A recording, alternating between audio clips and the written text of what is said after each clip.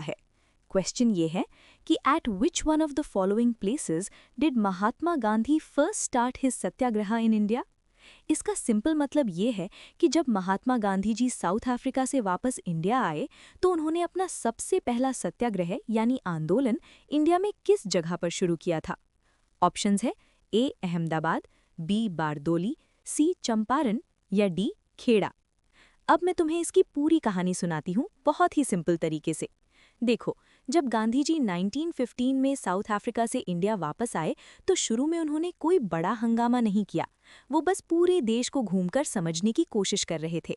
लेकिन 1917 में एक किसान जिसका नाम राजकुमार शुक्ला था, वो गांधी जी के पास आया। वो चाहता था कि गांधी जी बिहार के एक इलाके चंपारण चलें। वहाँ के किसान बहुत मुसीबत में थे। अंग्रेज यानी ब्रिटिशर्स उन किसानों से जबरदस्ती नील यानी इंडिगो की खेती करवाते थे, जो कपड़ों को रंगीन करने के काम आता था।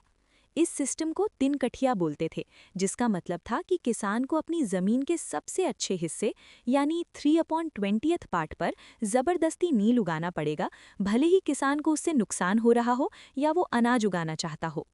गांधी जी वहां गए और उन्होंने वहां अपना पहला सत्याग्रह किया। उन्होंने डरने से मना कर दिया और शांति से ब्रिटिशर्स के लॉज का विरोध किया। उन्होंने कहा कि मैं जेल जाने को तैयार हूं, पर यह गलत बात नहीं मानूंगा।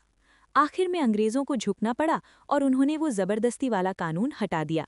क्योंकि ये घटना 1917 में हुई थी, ये गांधी जी का इंडिया में सबसे पहला सत्याग्रह माना जाता है।